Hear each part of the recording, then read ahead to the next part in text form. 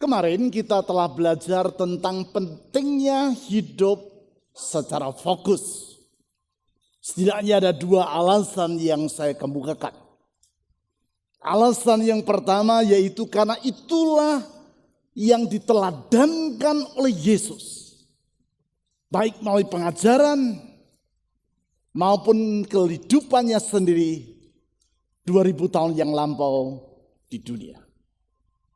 Dan alasan yang kedua yaitu karena hanya dengan hidup fokus barulah kehidupan kita yang satu kali ini akan menjadi hidup yang efektif. Dan berbicara tentang hidup yang fokus, kita perlu memahami ada dua fokus dalam kehidupan. Fokus yang pertama yaitu berfokuskan pada diri sendiri. Itulah yang disebut sebagai hidup yang egosentris. Ego artinya aku. Sentris artinya berpusat. Egosentris artinya hidup yang berpusat pada diri sendiri. Ia tidak peduli dengan kehidupan orang lain, bahkan ia tidak peduli dengan Tuhan. Kalaupun dia peduli kepada orang lain, tujuannya adalah supaya dirinya yang dipuji. Ia berbuat baik dengan maksud supaya orang lain bertepuk tangan terhadap dirinya. Ia melakukan hal yang baik. Dan dia ingin semua orang tahu bahwa dia telah berbuat baik. Dengan tujuan supaya dia dipuji-puji orang. Sehingga kalaupun dia berbuat baik tujuannya adalah untuk dirinya sendiri. Ia beribadah. Tujuannya adalah supaya dia diberkati oleh Tuhan. Dia melayani Tuhan dengan maksud supaya dirinya diberkati oleh Tuhan. Sehingga kalaupun dia melayani Tuhan, pusat hidupnya bukanlah pada Tuhan. Tetapi pada dirinya sendiri. Untuk dirinya. Untuk si aku. Melayani Tuhan, tetapi hidup secara egosentris. Dia menyampaikan firman Tuhan alias berkhotbah. Namun sesungguhnya yang dia khotbahkan bukan maksud Tuhan. Tetapi kehebatan dirinya. Malah melintangnya dia. Luar biasanya dia. Dia berkhotbah supaya dia dipuji orang. Dia berkhotbah supaya dia dikenal orang. Dia berkhotbah supaya dia mendapatkan tepuk tangan dari orang. Artinya dia berkhotbah. Namun sesungguhnya yang dia kedepankan adalah dirinya sendiri. Ya memang dia berfokus. Tapi fokusnya adalah dirinya sendiri. Dan saudara-saudari, orang yang hidup berfokus pada diri sendiri, tujuan hidupnya akan meleset. Itu sebabnya ada fokus yang kedua. Yang semestinya dalam hidup ini. Yaitu Tuhan menjadi fokus hidup kita. Itulah hidup yang kristosentris atau teosentris. Hidup yang berfokus pada Kristus. Kristosentris. Hidup yang berfokus pada Tuhan. Teosentris. Dan hanya kalau kita hidup berfokus pada Tuhan, barulah hidup kita akan memiliki tujuan kehidupan yang benar. Berarti ke arah mana pandangan mata kita tertuju? Ini sangat-sangat penting dalam menentukan tujuan hidup yang benar. Hidup dengan fokus yang benar. Dan kita telah belajar, untuk itu kita perlu punya 4 pandangan. Pandangan yang pertama yaitu memandang ke belakang. Pandangan yang kedua yaitu memandang ke dalam. Pandangan yang ketiga yaitu memandang ke atas. Dan baru dengan demikian kita dapat memandang ke depan dengan benar. Ke belakang. melihat perjalanan hidup kita. Dan di situ kita belajar untuk melihat providensia Allah. Apakah providensia Allah? Campur tangan Tuhan dalam hidup kita. Untuk apa dia campur tangan dalam hidup kita? Untuk membawa kita kepada tujuannya, kehendaknya yang sempurna, mulia, dan benar itu. Itu maksudnya mengapa kita melihat ke belakang. Yang kedua, kita belajar melihat ke dalam. Yaitu ke dalam diri kita sendiri. Di situ kita belajar mengenal identitas diri kita. Yang ketiga, kita belajar melihat ke atas. Maksudnya yaitu melihat kepada Tuhan. Memohon tuntunannya dalam kehidupan kita. Dan berdasarkan tiga hal tadi. Melihat ke belakang providensia Allah. Melihat ke dalam, melihat identitas diri kita. Melihat ke atas, yaitu memohon tuntunan Tuhan. Kita dapat melihat ke depan dengan tepat. Melihat kepada tujuan Tuhan. Purpose, maksud Allah dalam hidup kita. Dan di sini perlunya komitmen. Di sini perlunya dedikasi. Tahu saja tidak dengan sedia membuat kita hidup sesuai dengan apa yang kita tahu. Benar? Tahu. Belum tentu melakukan apa yang kita tahu. Orang tahu pentingnya berolahraga. Tapi tidak dengan sendirinya dia pasti akan berolahraga.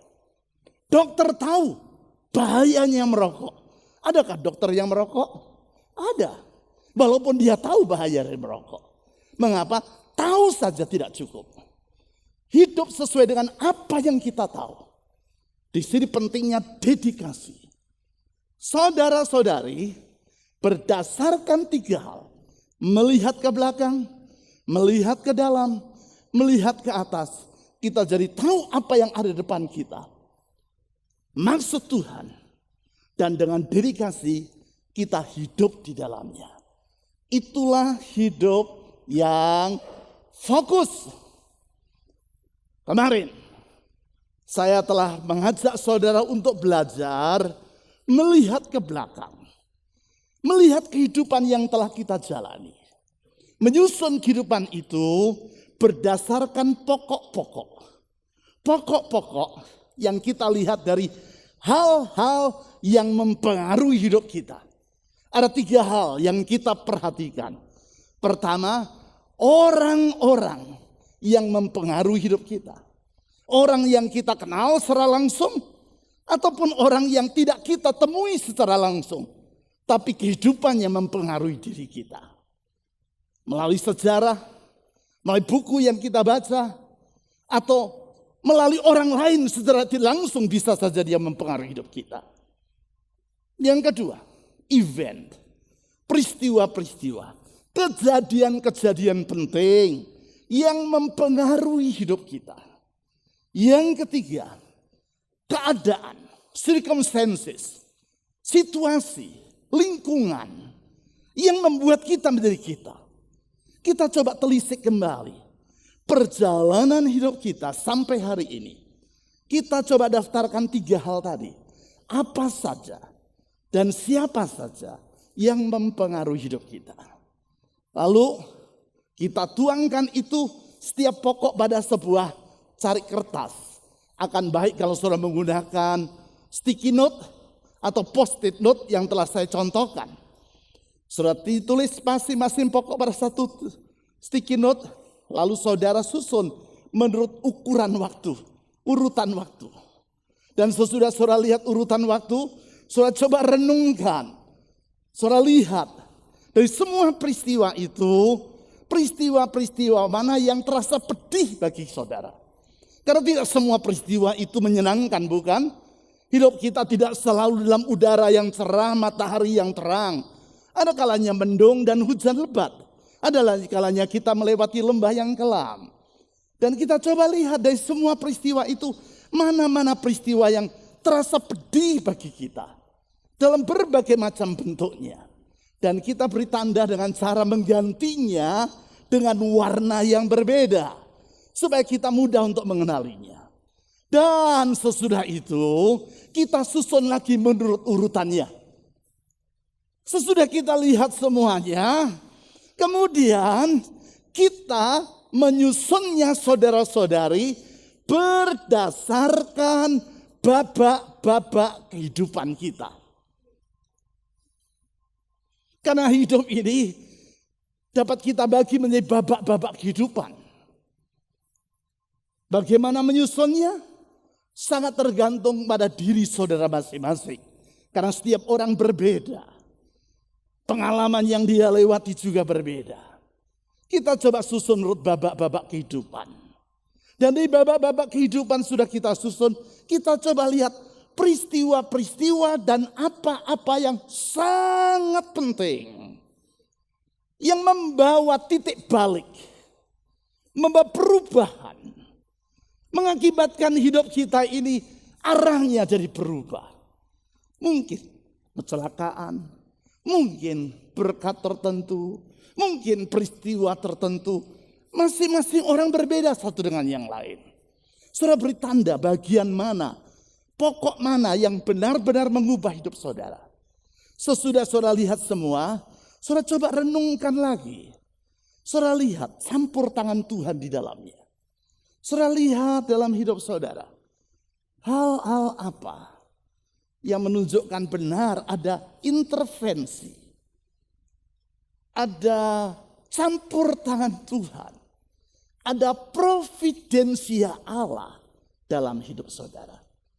Dan dari situ saudara dapat mengambil beberapa pelajaran tentang kehidupan yang saudara telah lewati. Pelajaran-pelajaran penting yang akan mengantar kita kepada pokok yang kedua yang kita akan lihat malam hari ini, yaitu melihat ke dalam. Dan sesudah itu kita akan belajar melihat ke atas, dan berdasarkan semua itu kita akan melihat ke depan. Itulah rangkaian dari pelajaran dan pelatihan yang kita lewati dalam 2 hari ini.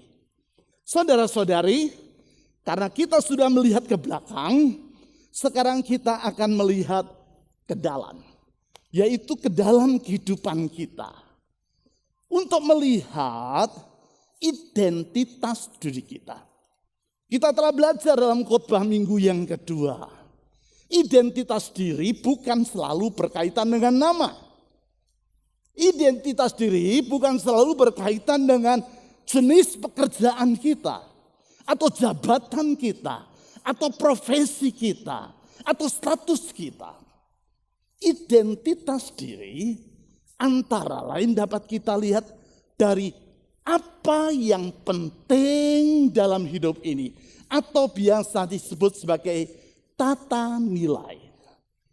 Tata nilai menunjukkan siapa diri kita. Tata nilai. Kalau pakai bahasa Prancis, jia jiao. Apa? Jia jiao. Itu menunjukkan siapa kita. Tata nilai. Apakah tata nilai? Tata nilai mengungkapkan hal-hal yang dipandang sebagai yang paling bernilai dalam hidup seseorang. Apa yang bernilai bagi saudara belum tentu bernilai bagi saya. Apa yang bernilai bagi saudara belum tentu bernilai bagi orang lain. Masing-masing orang punya tata nilai. Dalam hal ini yang dianggap bernilai bukan hanya benda. Yang dianggap bernilai bukan hanya barang. Tetapi sifat, perilaku, dan macam-macam. Yang mungkin bagi orang tertentu bernilai, bagi orang lain tidak bernilai. Jadi apakah tata nilai? Hal-hal yang dipandang sebagai yang paling bernilai bagi orang. Itu mencerminkan tata nilai. Ada orang tertentu menganggap kejujuran sebagai yang bernilai. Dia rela rugi asal jujur. Tetapi ada orang lain anggap jujur itu gak penting.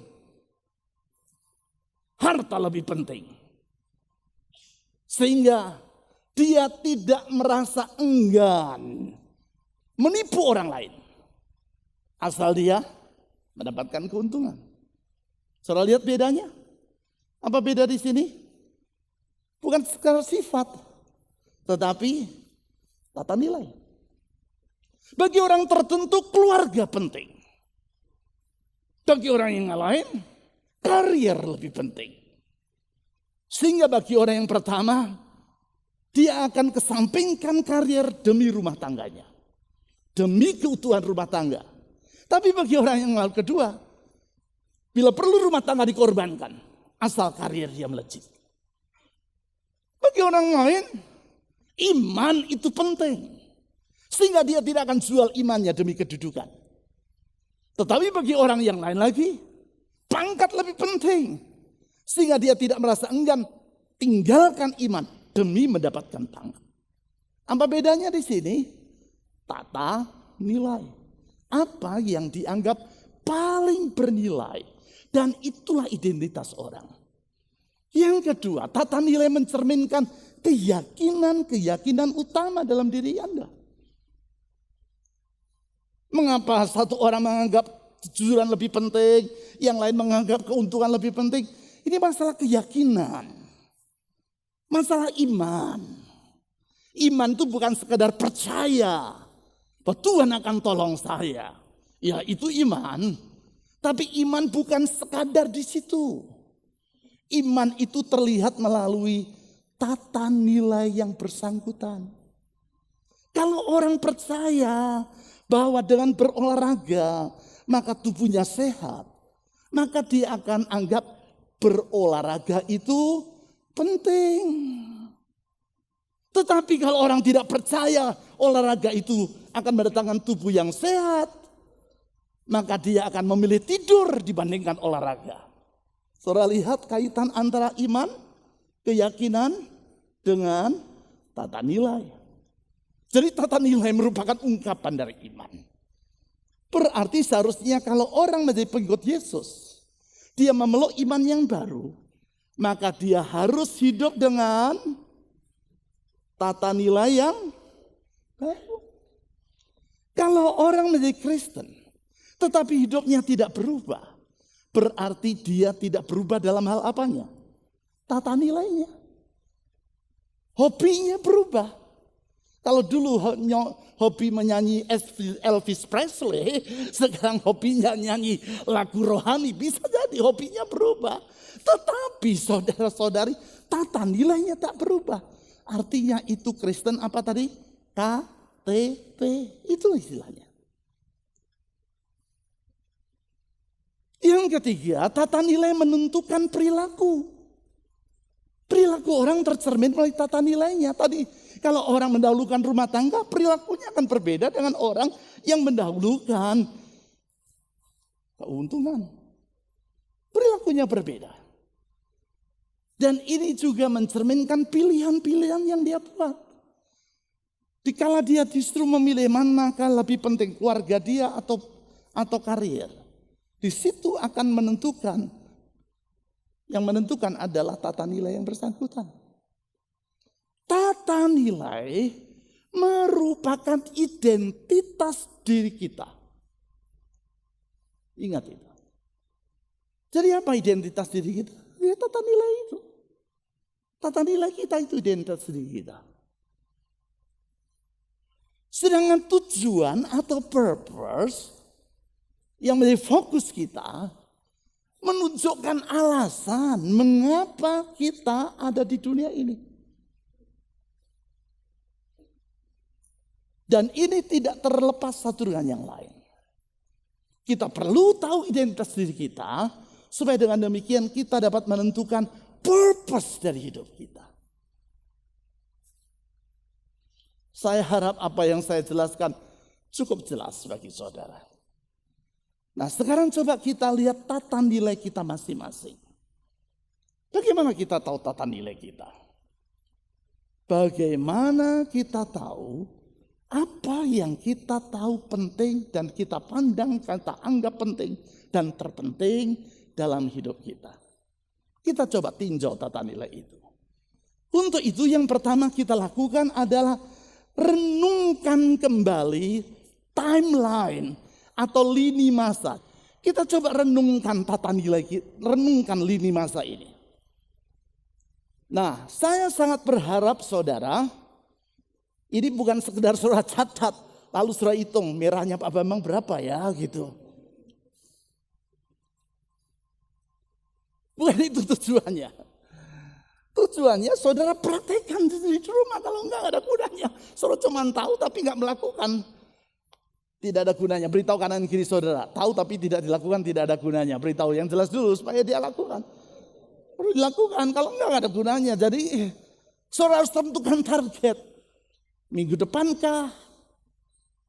2 minggu lagi kah? Saya akan lakukan ini. Dan ini kira-kira perlu waktu 3-4 jam untuk menyusutnya. Tapi kalau saudara nggak lakukan, nggak ada gunanya. Saudara tahu hidup sehat tapi saudara tidak kerjakan, nggak ada gunanya. Kerjakan. Sekali lagi beritahu kanan kiri saudara. Beritahu kanan kiri, saya akan kerjakan. Bukan suruh kerjakan orang lain. Saudara yang saya akan kerjakan. Baru ada manfaatnya. Oke? Renungkan kembali di masa ini. Coba lihat. Dalam saat kita melihat, bukan lihat berapa warnanya. Tapi coba lihat, perhatikan. Adakah tema-tema hakiki? Tema-tema yang muncul di sini. Nanti saya akan kasihkan contoh tema-tema. Yang kedua, adakah pola yang nampak berulang-ulang di sini? Misalkan ya, pola ditipu orang. Kok ditipu orang terus ya? Kemungkinan satu memang hobi ditipu orang, atau kurang berhikmat bisa jadi gitu ya. Lihat ini, tipu orang terus loh. Ini ada apa ini?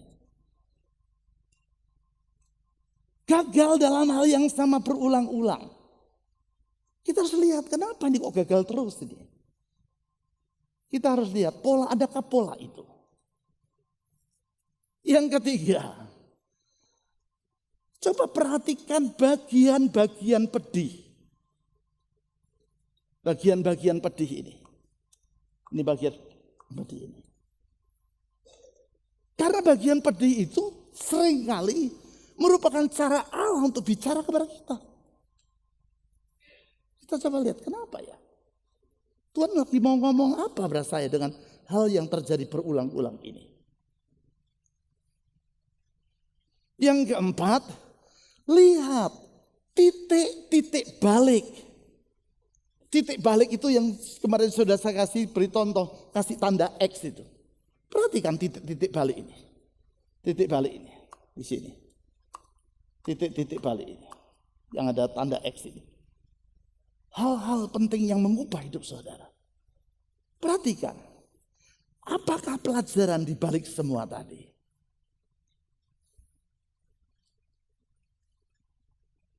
Saudara, dari situ saudara akan dapat melihat ada pelajaran penting. Pola yang berulang, misalkan dalam diri saya, sekolah lagi. Sekolah berulang-ulang ya.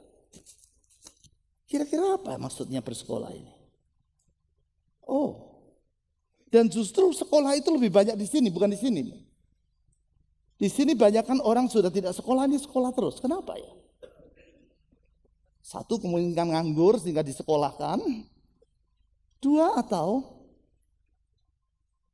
cerminan tanpa sadar bagi saya, belajar itu penting. Nah kalau belajar itu penting, lalu apa maksud Tuhan di balik itu? Sehingga dia izinkan saya bersekolah terus. Apa maksud Tuhan? Coba kita renungkan bagi diri kita. Pola yang terjadi berulang. Titik balik perubahan. Dari orang yang mengejar karier, berubah menjadi orang yang hidup untuk melayani Tuhan. Kenapa ada titik balik di sini? Kapan titik baliknya? Apa maksud Tuhan di balik semua itu?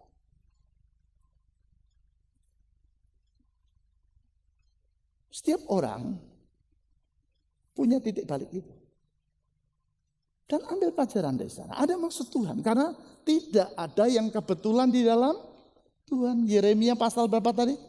20 ayat. Apa kata Tuhan? Aku tahu rancangan apa yang ada padaku. Ada rancangan Tuhan di balik semua ini. Tidak ada kebetulan dalam Tuhan. Ada providensia, campur tangan Tuhan. Coba kita lihat dalam hal itu. Pelajaran-pelajaran yang dapat kita timba mencakup peranan dari relasi. Mencakup tidak semuanya, tapi tidak selalu, tapi bisa saja. Apa peranan relasi ya? Coba kita balik ke sini. Peranan relasi saya dan ayah saya dan ibu saya pasti punya pengaruh besar dalam hidup saya.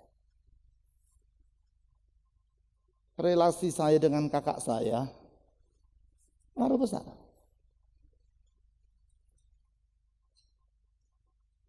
Relasi saya dengan Yeremia ini mengubah arah hidup saya. Kalau misalkan saya nggak kenal Yeremia, mungkin hari ini saya tidak bersama saudara.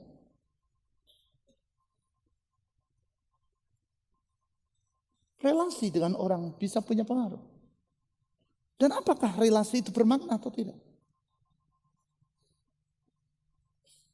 Yang kedua, peranan dari kasih saudara pada Tuhan. Apakah itu mengubah hidup?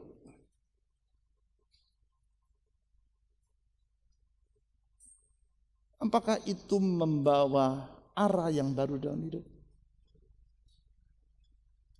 Yang ketiga, prioritas dari hidup Anda. Coba kita lihat di sini apa yang menjadi prioritas dalam hidup ini. Sebetulnya kalau ini dilihat dan direnungkan, kita akan lihat apa prioritas orang ini. Nampak di situ.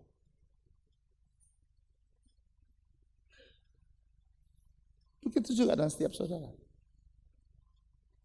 Akan nampak apa prioritasnya. Yang keempat, pelajaran-pelajaran dari hal yang pedih di masa lalu. Pelajaran apa yang dapat kita timba? Setidaknya dalam hidup saya ini, kalau kita lihat yang pedih, 2 kali saya hampir mati. Tapi kalau masih dikasih hidup oleh Tuhan, berarti Tuhan kasih kesempatan bagi saya. Ini setidaknya bisa lebih daripada ini sebetulnya. Kenapa kok 5-nya yang warna beda cuma 5 Pak? Ya sengaja saya bikin 5 supaya terlihat keren gitu. Tapi sebetulnya bisa lebih saudara. Kenapa kok saya gagal di sini ya? Kenapa saya gagal di sini ya? Teman saya yang sebetulnya nggak terlalu pintar malah masuk. Diterima. Teman saya yang supaya tidak diterima di milsuk, sebetulnya bukan wamil, milsuk. Sengaja dia tidak tidur. Malah diterima. Saya enggak, kenapa ya? Ada maksud Tuhan. Ada maksud Tuhan. Kalau saya diterima di milsuk, saya hampir bisa pasti saudara tidak akan bertemu dengan saudara. Ada kalanya Allah mengizinkan kegagalan untuk mengubah hidup ini dan mengendalikan hidup ini. Ada maksud Tuhan di balik semua itu. Pelajaran yang lain yang dapat kita lihat adalah cara kita memandang dunia, worldview kita. Cara kita memandang dunia. Apakah dunia itu segala-galanya atau bukan, atau sarana, macam-macam lah saudara. Ini masing-masing orang. Dan kerinduan Anda akan masa depan. Dari sini tercermin sebetulnya. Apa sebetulnya yang menjadi keinginan kita? Kalau didalami, akan tercermin. Kenapa ya kok orang ini begini terus ya? Ini berarti mencerminkan kerinduan dia. Ekspektasi dia. Passion dia. Tercermin di situ. Berikutnya, bagaimana relasi Anda dengan gereja? Akan tercermin di situ. tiap 2 tahun pindah gereja. Oh ini ada something ini berarti. Ada something misalkan gitu ya. Cermin di situ.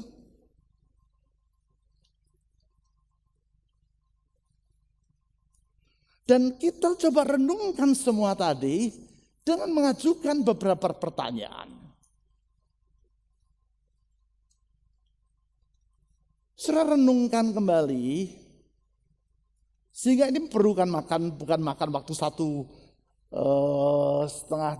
menit, 10 menit seperti contoh saya. Pak kok cepet? Ya ini kan contoh, kalau benar-benar lakukan kan sampai besok pagi saudara. Tapi saudara renungkan, tenang, tidak usah tergesa-gesa. Renungkan dengan tenang. Dan tulis saudara, kali ini tulis bukan hanya renungkan. Apakah yang Tuhan inginkan dalam hidup saya? Kalau dilihat begini, sebenarnya Tuhan itu mau apa ya dengan saya ya? Melalui peristiwa pedih, melalui peristiwa titik-titik balik ini. Maksud Tuhan itu apa ya bagi saya ya? Ada maksud Tuhan, pasti ada maksud Tuhan. Tidak ada kebetulan di dalam dia. Apa yang Tuhan ingin dalam hidup saya ini?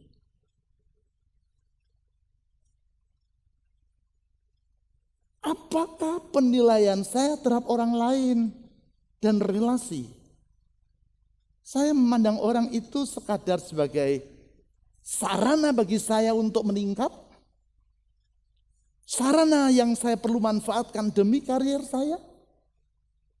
Atau saya memandang relasi itu begitu penting dan justru relasi itu yang membuahkan hal yang baik bagi diri saya? Itu dapat terlihat di sini, kita coba lihat.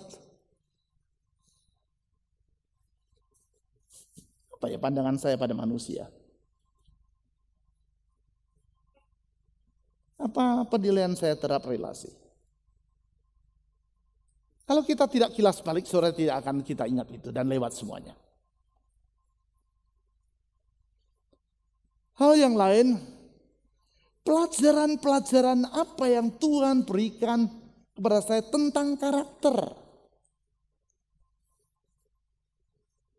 Dari semua ini akan nampak pentingnya karakter. Apa pelajaran Tuhan tentang karakter itu apa ya? Karakter apa yang Tuhan mau ajar pada saya? Karakter apa yang Tuhan ingin saya pahami di balik semua ini? Nah ini bukan cuma direnung kali ini apa saudara? Ditulis.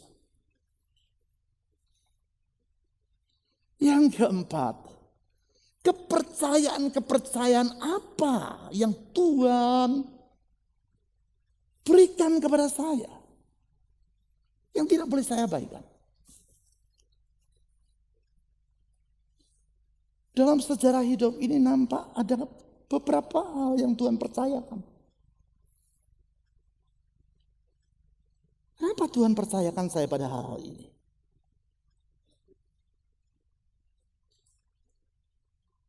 Misalkan titik yang saya pandang penting ini. Saudara, pada masa saya kuliah tahun 70-an, kuliah tempat saya di ITS itu daerah yang tempat kuliah angker. Kalau tidak percaya tanya istri saya. Bagi dia tidak akan terbayang mau menikah dengan anak lulusan ITS, tidak terbayang saudara.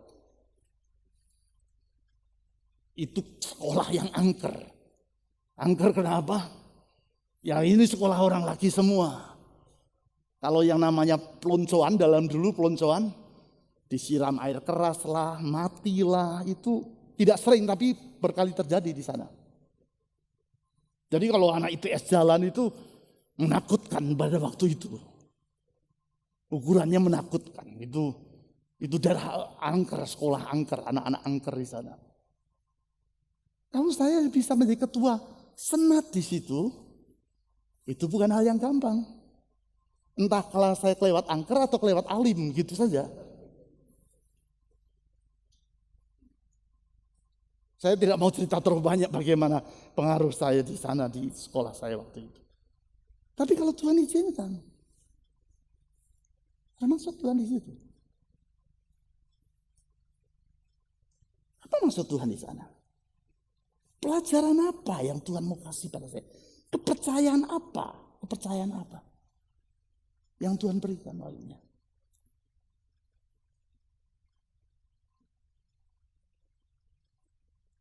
Semua itu ada maksud Tuhan. Kepercayaan apa? Kalau Tuhan izinkan saya bersekolah tanpa diperbolehkan berhenti dari pekerjaan, diizinkan kuliah dan dibayar oleh perusahaan saya, bukan gereja, dan sekolahnya Alkitab, pasti ada kepercayaan Tuhan yang dia maksudkan di balik ini. Ada kepercayaan yang Tuhan berikan. Apa maksud Tuhan kepercayaan itu? Kepercayaan itu tentu ada bagian rencana Tuhan bagi hidup ini dan menentukan masa depan. Dengan demikian kita jadi tahu pimpinan Tuhan untuk masa depan kita itu kemana. Dari semua tadi, pertanyaan yang terakhir, kalau begitu apa yang saya anggap paling penting dalam hidup ini? Kalau begitu, dengan melihat ini, apa yang paling penting dalam hidup ini ya?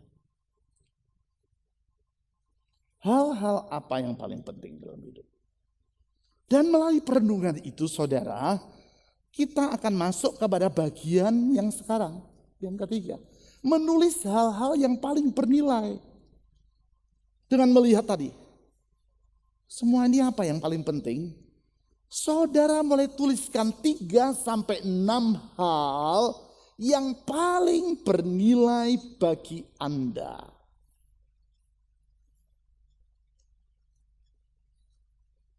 Contoh.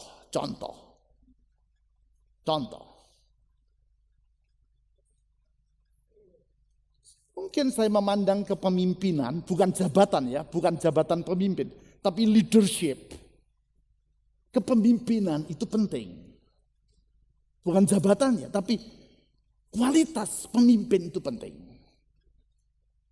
Mengapa? Dalam pandangan saya segala sesuatu tergantung pada kualitas kepemimpinan.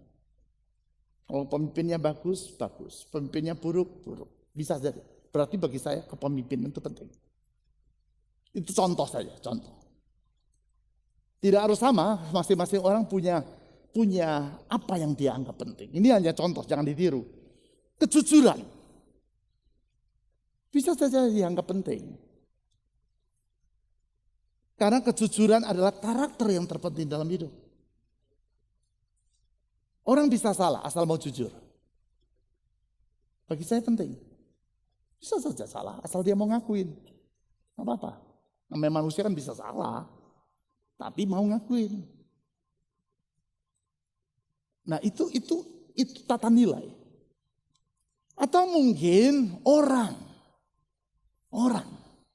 Manusia itu penting. Dalam artian, orang merupakan aset yang terpenting. Lebih daripada program dan pencapaian.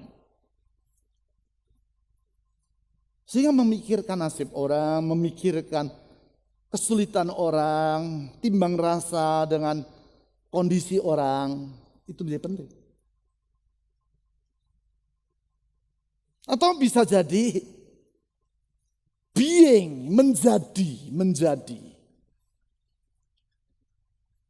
menjadi seperti yang seharusnya adalah lebih penting daripada melakukan yang semestinya.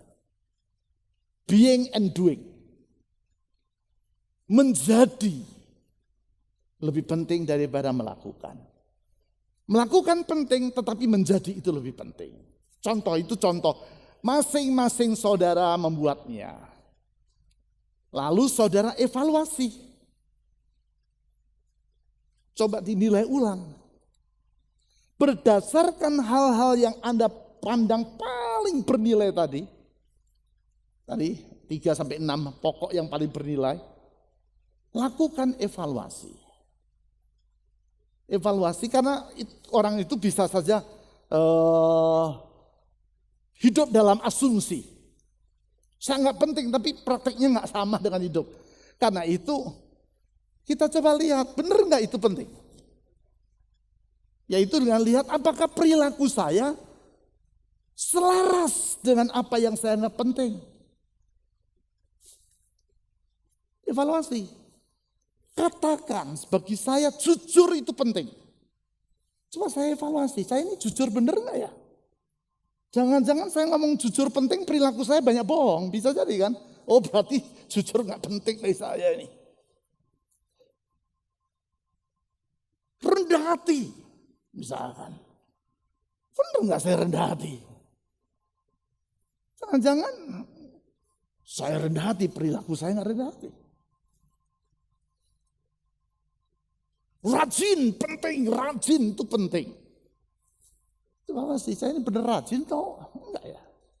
Atau jangan-jangan saya ngomongnya rajin, perilakunya rajin. Bertanggung jawab itu penting. Benar enggak ya saya bertanggung jawab?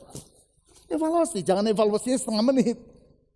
Ambil waktu secukup-cukupnya supaya kita benar melihat ini tata nilai kita atau enggak sih sebetulnya. Bukan apa yang kita mau, tetapi apa yang sesungguhnya dalam diri kita. Saya bisa saja mau jadi orang yang rajin, tapi sesungguhnya saya nggak rajin. Yang penting bukan apa yang saya mau, tapi realitasnya itu loh. Realitasnya itu gimana? Karena apa yang kita tahu belum tentu apa yang kita buat. Ya kan? Kita tahu ini itu, belum tentu itu kita buat. Beda. Jadi evaluasi lagi. Supaya kita ketemukan tata nilai kita yang sesungguhnya itu apa.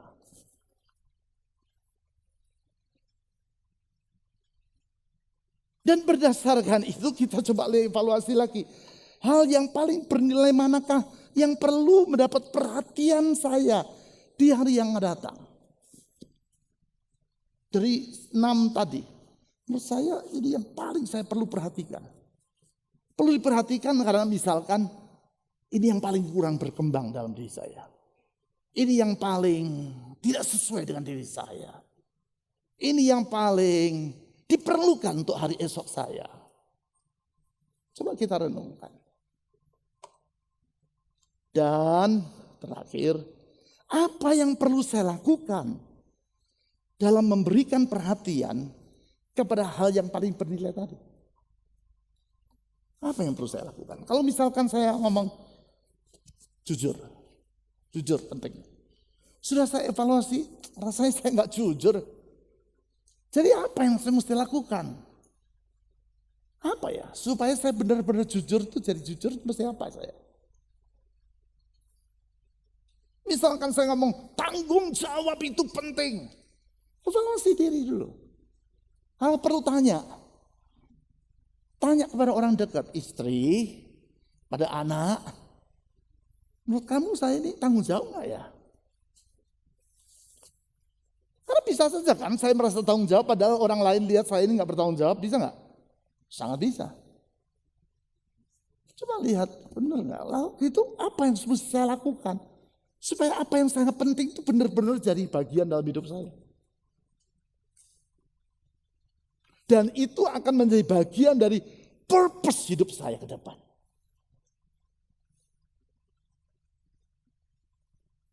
Itu identitas saya. Berdasarkan masa lalu, berdasarkan identitas. Saudara-saudara lihat coba penggabungannya sekarang. Masa lalu, providensia, identitas. Sekarang bagian yang ketiga, melihat ke atas. Melihat ke atas. Dan untuk melihat ke atas, yang perlu kita lakukan bukan melihat timeline lagi. Untuk melihat ke atas yang perlu kita lakukan adalah melihat firman Tuhan. Dan di sini pentingnya bagi kita membaca Alkitab bukan seperti membaca koran. Tetapi membaca Alkitab seperti membaca surat cinta. Saya udah pernah jelaskan dong. Ya kan? Kalau kita baca koran kan kita mau dapat pengetahuan. Tapi kalau kita membaca surat cinta bukan mau tahu tetapi supaya relasi mendalam. Bukan penting yang tahu, bukan apa yang kita tahu itu yang penting, tapi relasi. Karenanya nggak cukup baca sekali, berulang-ulang. Sambil senyum-senyum sendiri. Gitu kan Pak Gunawan? Waktu baca surat. Baca ulang-ulang. Karena kita bangun relasi di situ. Bukan sekedar tahu, tapi kenal. Dan di sini pentingnya melakukan yang disebut dengan Lectio Divina. Karena melalui Lectio Divina kita mengasah ketajaman kita dengan Tuhan.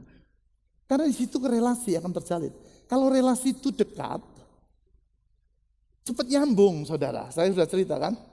Kalau tempat yang ramai pun saudara dengar, ada Pak Gunawan, kok tahu? Enggak lihat orangnya, tapi tahu ada Pak Gunawan. Kenapa? Dengar suaranya, kok bisa bedakan? Ada hubungan batin. Ibu itu, ibu. Dengar anak nangis, tahu itu anak saya, tahu. Padahal menurut saya bayi itu nangisnya mirip-mirip semua saudara. Tapi kok bisa tahu? Ada relasi batin. Kontak. Di sini pentingnya Lectio Divina itu untuk menjalin relasi. Sehingga kita jadi peka kepada suara Tuhan. Beberapa ayat yang perlu direnungkan. Bukan hanya ini saja, beberapa saja. Amsal 3 ayat 5 sampai 6, saya tidak bacakan karena waktu. Mazmur pasal 100 ayat 2. Matius pasal 28 ayat 18 sampai 20. Saya tidak baca ayatnya ya. Kolose pasal 2 ayat 6 sampai 7. Filipi pasal 3 ayat 7 sampai 10.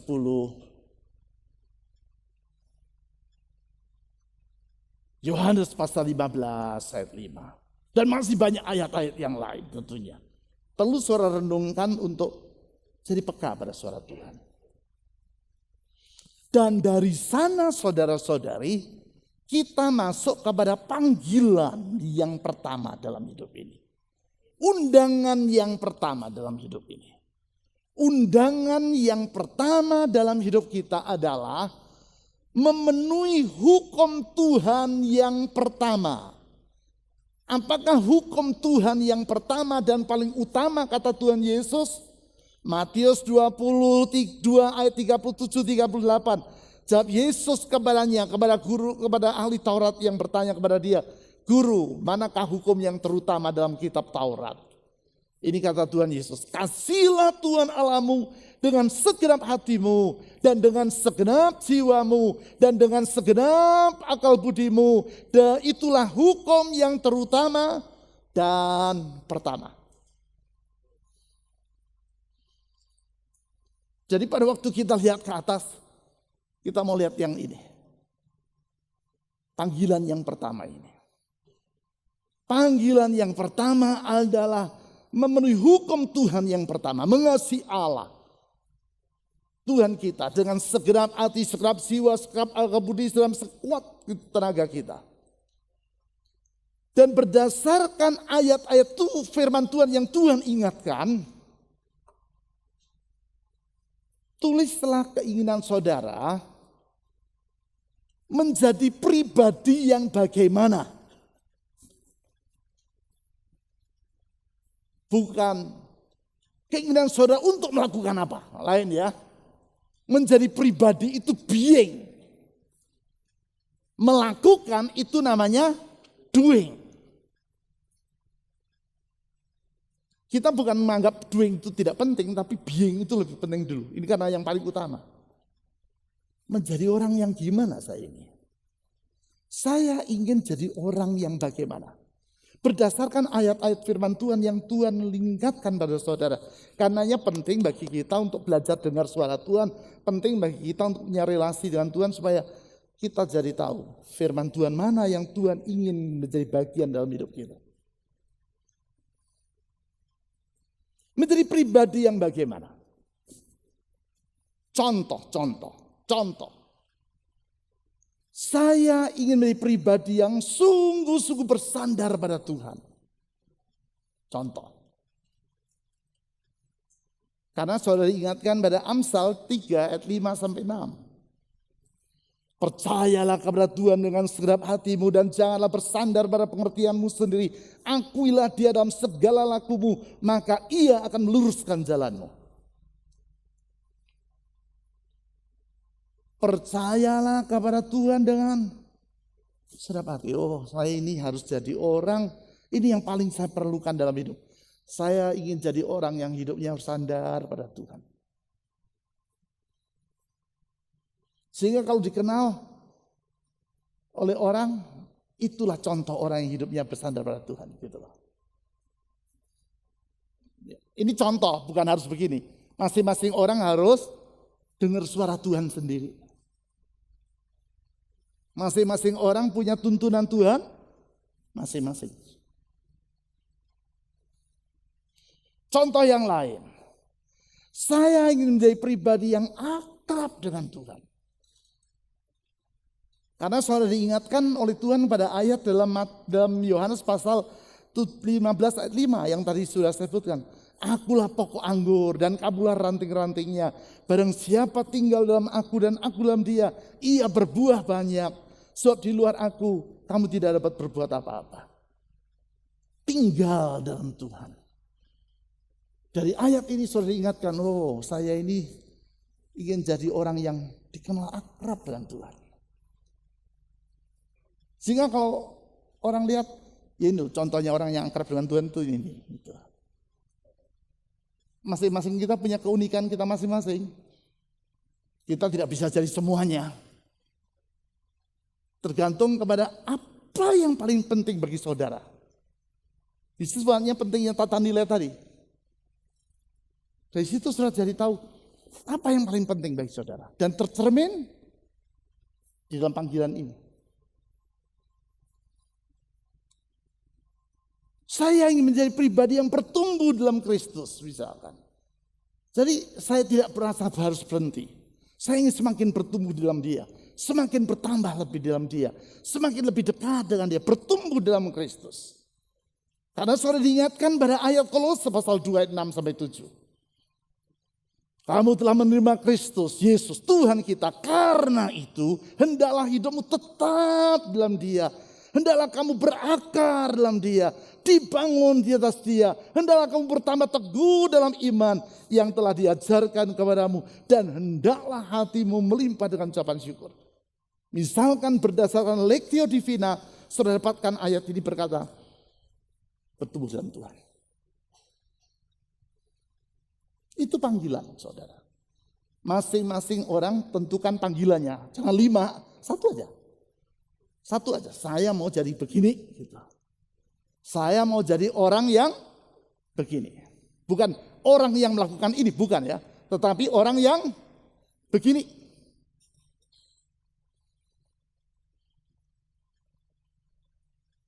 Dan sudah itu sudah evaluasi.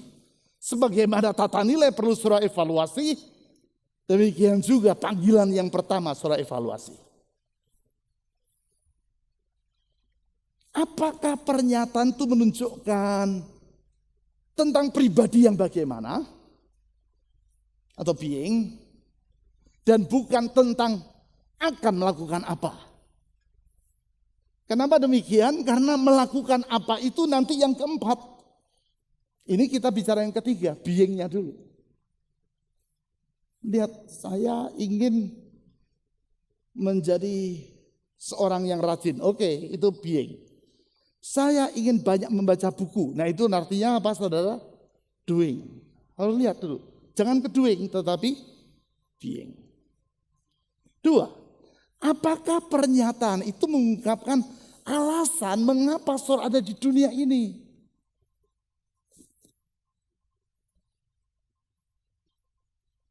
Alasan kenapa saudara ada? Saya ingin menjadi orang yang banyak terima berkat. Boleh nggak? Ya boleh saja, boleh saja, boleh saja. Tetapi coba pikir saja. Itukah alasan Tuhan taruh saudara di dunia? Berarti panggilan pertama saudara yang saudara anggap panggilan pertama masih terlalu dangkal.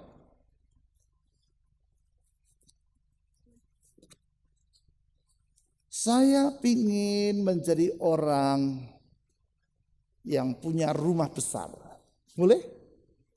Ya boleh dong, masa nggak boleh? Tetapi kalau itu yang menjadi alasan kehadiran saudara di dunia, rasanya masih terlalu dangkal. Dangkal tidak dangkal tercermin dari apa saudara? Tergantung pada apa? Bagi orang tertentu dangkal, bagi orang lain tidak dangkal. Tergantung pada apa? Tata nilai. Tata nilai. Tergantung pada tata nilainya. Kalau tata nilai dia sampai di sana, ya sudah di situlah dianya. Bagi saya yang paling penting kalau dulu saya naik sepeda, saya naik motor. Kalau naik motor jadi naik apa? Mobil pick up. Kalau naik mobil pick up saya bisa punya mobil sedan. Itu tujuan hidup saya. Boleh? Ya boleh aja. Tetapi sayang itu mencerminkan apa? Tata nilai yang dangkal gitu. Masa hidup di dunia hanya supaya ganti mobil gitu? Enggak dong. Oh enggak Pak, memang tujuan hidup saya begitu. Ya boleh aja, enggak apa-apa. Cuman dangkal gitu loh. Jadi kita harus nilai balik, evaluasi lagi. Hidup ini itu apa ya? Untuk apa saya hidup ini? Supaya saya pangkatnya semakin tinggi, boleh nggak Pak pangkatnya semakin tinggi? Ya boleh, boleh aja. Tetapi kita coba renung, saya hidup di dunia itu hanya untuk itu atau enggak ya?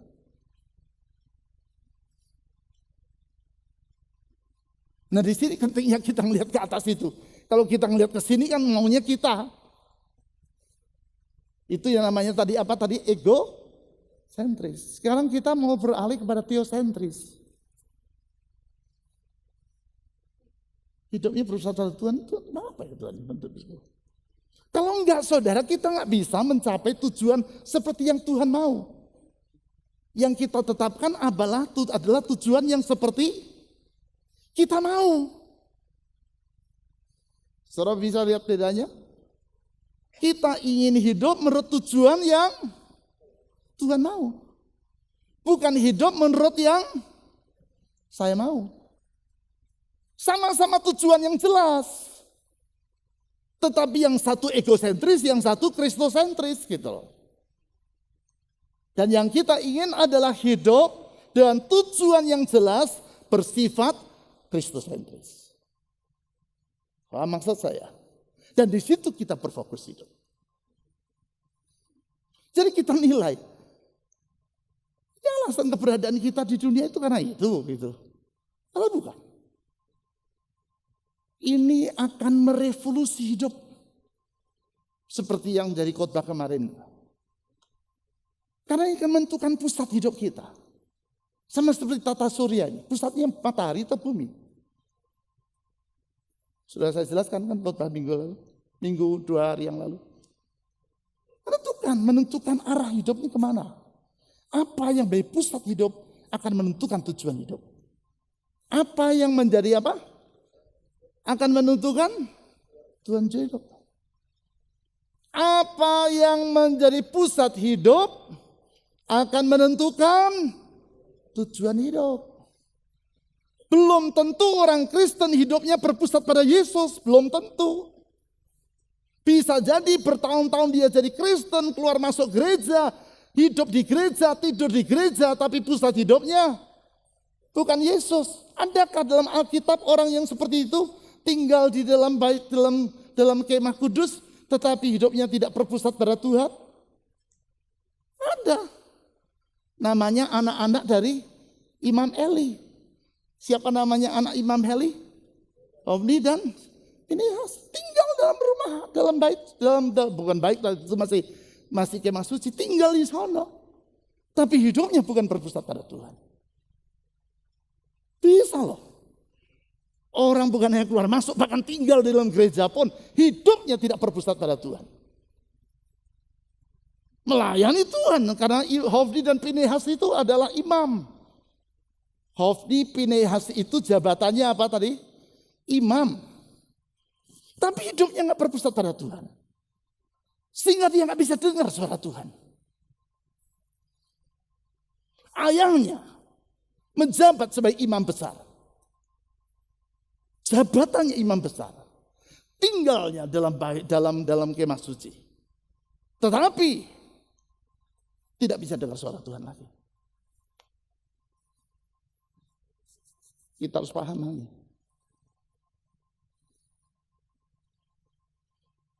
Apakah pernyataan itu mengungkapkan keinginan Tuhan bagi pengikutnya? Dievaluasi, karena kita ingin hidup kita bersifat teosentris. Dan ini merevolusi, saudara. Karenanya saya kemarin sebut revolusi dari Kopernikus, mengubah semuanya. Pertanyaan saudara ini merevolusi hidup kita.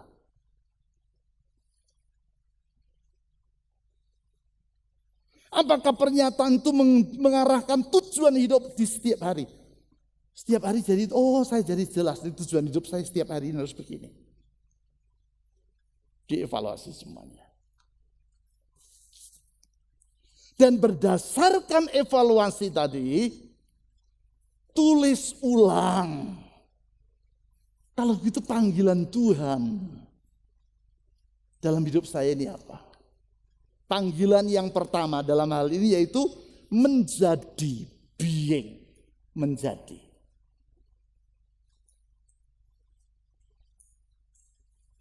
Itu melihat ke atas.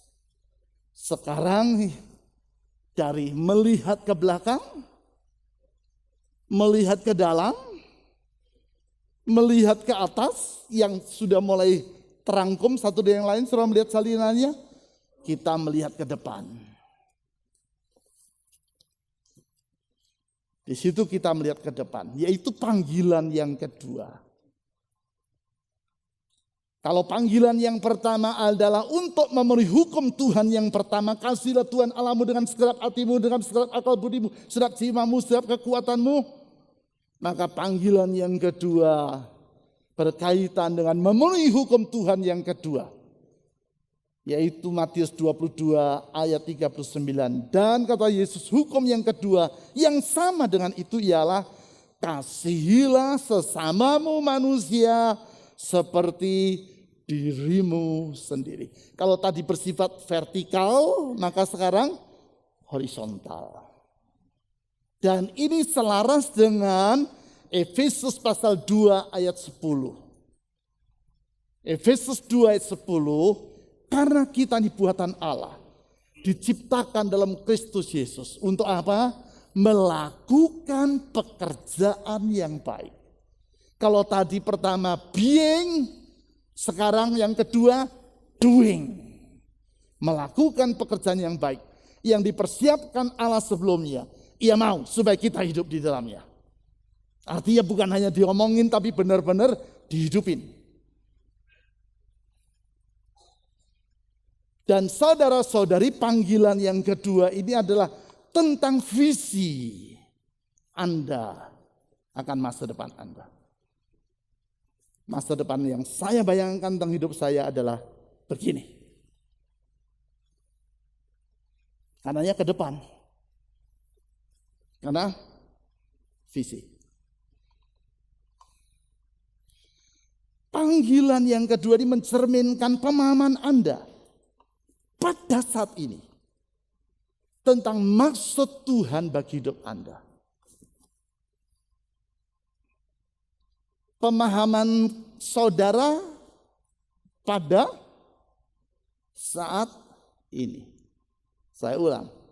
Pemahaman saudara pada saat ini. Tentang apa? Maksud Tuhan.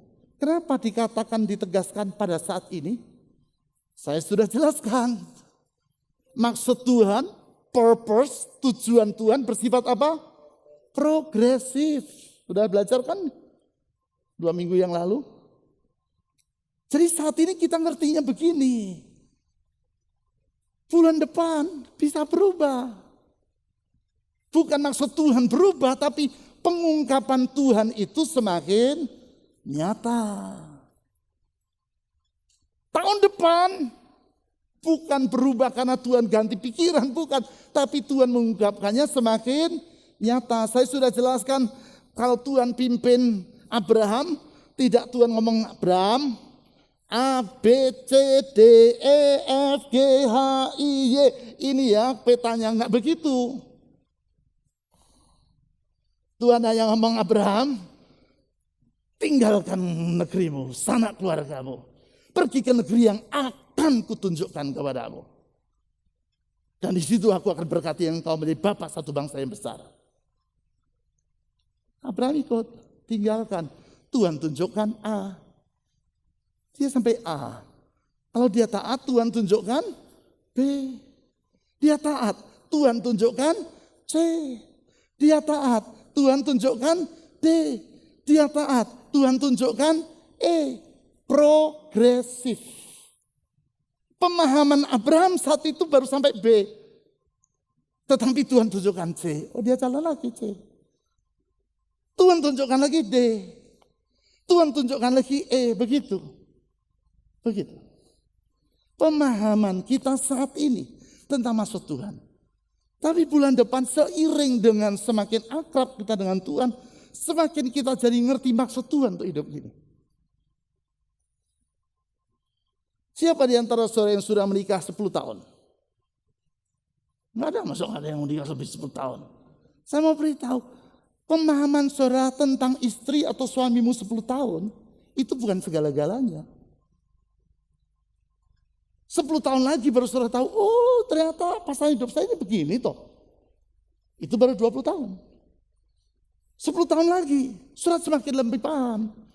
Dan saya mau beritahu sampai akhir hidupmu, engkau tidak akan pernah paham tentang siapa pasangan hidupmu yang sesungguhnya. Enggak akan pernah paham sepenuhnya.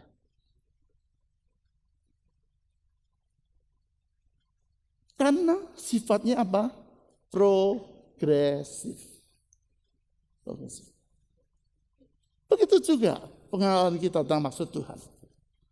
Bersifat progresif. Panggilan kedua mencerminkan pemahaman Anda saat ini tentang maksud Tuhan bagi hidupmu. Panggilan yang kedua merupakan wujud dari menghidupi panggilan yang pertama. Karena saya menghidupi panggilan yang pertama, wujudnya ini panggilan kedua. Jadi antara 1 dan 2 tidak terpisah. Karenanya Tuhan Yesus katakan, hukum yang kedua yang sama dengan yang satu. Jadi artinya tidak terpisah. Untuk mengasihi sesama, tidak terputus dan tidak terpisah dari mengasihi Tuhan. Itu maksudnya. Jadi sekarang kita coba rumuskan panggilan yang kedua. Dan untuk itu kita kembali kepada lini waktu kita. Kita renungkan. Renungkan ulang bagaimana Allah telah bekerja dan membentuk hidup Anda. Karena dengan lihat lini waktu kau sudah tahu. Oh Tuhan bentuk saya ini jadi begini ini karena melewati ini ya. Dan di sini saya lihat providensia Allah gitu. Oh ya benar. Saya jadi begini karena Allah campur tangan. Dia ada dalam providensianya terlibat untuk membawa saya kepada tujuannya. Ingat providensia Allah adalah apa? Campur tangan Tuhan dalam hidup kita. Kenapa dicampur tangan? Bukan karena dia suka urus-urusan orang, bukan. Dia campur tangan untuk membawa kita kepada tujuannya. Dan kalau kita lihat kita jadi tahu, oh iya benar ya. Benar juga, benar. Ada maksud Tuhan semua ini. Dan kita renungkan balik. Lihat lini waktu saudara. Renungkan tata nilai Anda yang tercermin dalam lini waktu itu. Kalau saudara lihat ini, bukan tercermin. Campur tangan Tuhan, providensi Allah, akan tercermin tata nilai dalam hidup ini. Apa yang paling bernilai dalam hidup? Nah saudara ini tentu tidak makan waktu setengah menit untuk merenungkannya. 1-2 jam, mungkin 3-4 jam, saudara renungkan sampai saudara temu, oh iya benar ya. Ini tata nilai saya itu di sini kelihatannya. Apa yang paling bernilai bagi hidup saya? Apa yang paling penting bagi hidup saya? Yang ketiga, Lihat kembali lini waktu. Renungkan apa maksud Tuhan bagi masa depan dari saudara. Kalau dilihat pasti ada maksud Tuhan untuk masa depan saya. Kalau dari awal begini terus. Oh ini ya maksud Tuhan itu begini.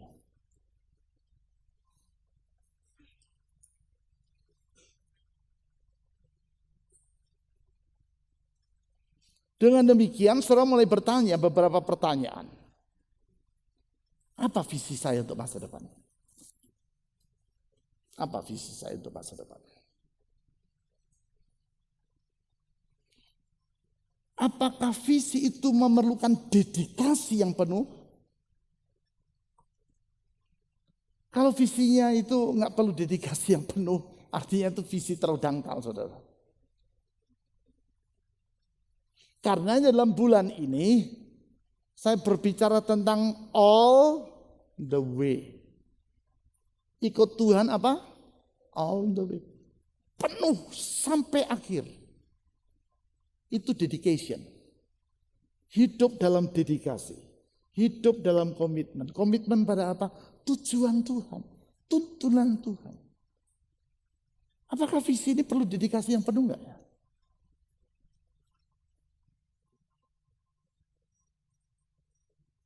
Visi saya mengurangi berat tubuh 0,5 kilo. Rasanya nggak perlu dedikasi penuh, saudara. Nggak perlu dedikasi penuh, 0,5 kilo. Visi saya mengurangi berat tubuh 20 kilo. Lah ini rada berat ini. Rada berat. Tapi apakah saya hidup di dunia hanya untuk itu? Nah itu lain lagi urusannya. Kita coba pikir. Perlu dedikasi yang perlu. Di situ kita melihat bobotnya. Di situ kita lihat bobotnya. Apakah visi itu sudah tertanam dalam bentuk benih di masa lalu? Kita bisa lihat ini di sini, di mana? Di timeline ini. Visi saya itu mulai muncul terakhir-terakhir ini atau memang Allah bekerja dari awal itu sudah dia tanamkan itu sampai ke sana. Kalau itu benar campur tangan Tuhan, dari awal kita sudah melihat campur tangan Tuhan untuk membawa saya ke sana itu. Sama seperti Abraham. Sama seperti Daud. Sama seperti Yusuf. Kalau Abraham dengar tuntunan Tuhan umur 75, 76 dia punya anak, saudara. Tuntunannya cuma setahun. Kurang merasuk. Karena dia dengar 75 baru punya anaknya 100 tahun, 25 tahun dia tuntun Tuhan. Supaya persahabatan dia dengan Tuhan itu bukan cuma setahun gitu. Jadi ada maksud Tuhan. Kenapa kok Abraham dikasih anaknya umur 100 tahun? Ada maksud Tuhan di situ. Supaya ada waktu cukup bagi Abraham untuk berlatih dalam iman. Ada waktu yang cukup bagi Abraham untuk bersahabat dengan Tuhan dan berjalan bersama Tuhan. Ada maksud Tuhan. Tidak ada kebetulan di dalam Tuhan. Tidak ada. Apakah visi itu mencakup seluruh bagian dalam hidup ini? Visi saya adalah saya punya motor. Itu kira-kira sudah mencakup seluruh hidup atau enggak ya? Kalau belum ya rasanya itu bukan visi utama, itu hanya keinginan sesaat saja. Bukan enggak boleh punya motor, tapi itu bukan visi hidup. Itu hanya keinginan saja, yang boleh-boleh saja. Tapi jangan jadikan itu visi. Karenanya saudara-saudari tahun 1948, 19 tahun berapa? 48. Di Kanada, di daerah namanya Saskatchewan, muncul satu gerakan di dalam kekristenan. Gerakan itu disebut sebagai Late Rain Movement, gerakan hujan akhir. Itu susulan dari gerakan Pentakosta. Gerakan Pentakosta di Azusa Street disusul dengan Late Rain Movement tahun 1948. Dimulai di Saskatchewan. di Kanada. Dan lagu yang sangat terkenal di dalam gerakan Let Rain Movement adalah Live your vision high in such a way you never been before. Live your vision higher and you will see the glory of the Lord. For without progressive vision, you will run aimlessly. Without progressive vision, you will run aimlessly. So lift your vision higher, and you will see the glory of the Lord. Angkat visimu lebih tinggi, dan engkau akan melihat kemuliaan Allah. Angkat visimu lebih tinggi. Sebab tanpa visi yang bersifat progresif, you will run aimlessly. Engkau akan lari tanpa arah. So live your vision higher. And you will see the glory of the Lord. Visi itu harus progresif juga. Dan itu mencakup seluruh hidup ini. Apakah visi itu menuntut pengorbanan saudara? Kalau bukan, itu visi terlalu rendah. Live your vision higher. Apakah visi itu memuliakan nama Tuhan? Ini yang terakhir. Apakah visi itu memuliakan nama Tuhan? Tidak. Kalau tidak, berarti itu bukan teosentris, tapi egosentris. Nah, sesudah lihat semua tadi, tulis visi itu dalam bentuk satu kalimat. Saya akan melakukan ini.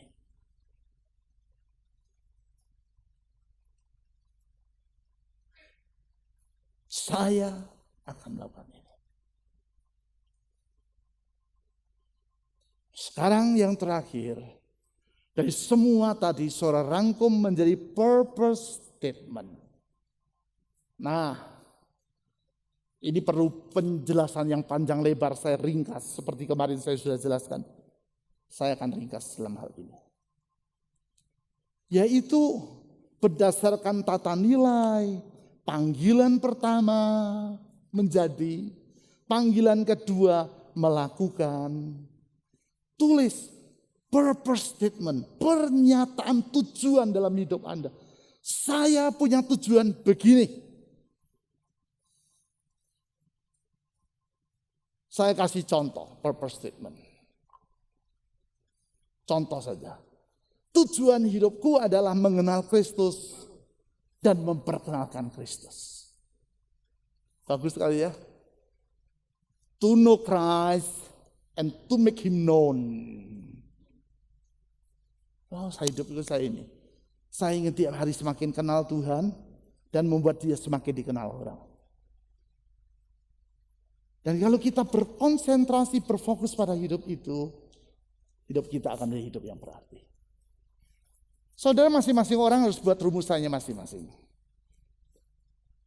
Pada umumnya pembuatan ini memerlukan mentor dan melalui satu retreat. Yang tidak bisa dalam 1,5 jam, 1 jam, 50 menit, 20 menit apalagi. Contoh yang lain untuk perusahaan, ini perusahaan ya, kalau ini tadi pribadi, perusahaan. Our purpose is to provide people with the ability to purchase products they need at a price they can afford. Tujuan kami sebagai perusahaan adalah memberi orang kemampuan untuk memberi produk yang mereka butuhkan dengan harga yang mampu mereka beli. Artinya saya jual bukan dengan harga mahal, tetapi barangnya barang yang mereka perlu. Contoh yang bagus itu salah satunya Walmart itu. We save people money so they can live better. Bagus ya. Saya ingin orang itu hemat, tapi hidupnya jadi lebih baik gitu. Bukan hemat malah kacau, enggak. Hidupnya hemat, supaya hidupnya jadi lebih baik. Waduh, bagus sekali. Nah, kalau perusahaan saja bisa punya purpose statement yang sebagus itu, mestinya setiap kita sebagai pengikut Kristus harus punya purpose statement yang bernilai.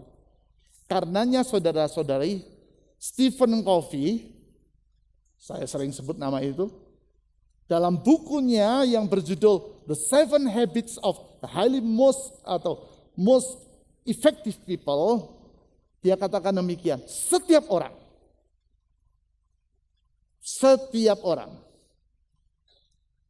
harus membuat purpose statement dia. Siapa yang harus buat purpose statement? Siapa orang? Supaya dia sadar saya ada di dunia ini ada maksudnya. Dan apa maksud saya ada di dunia ini?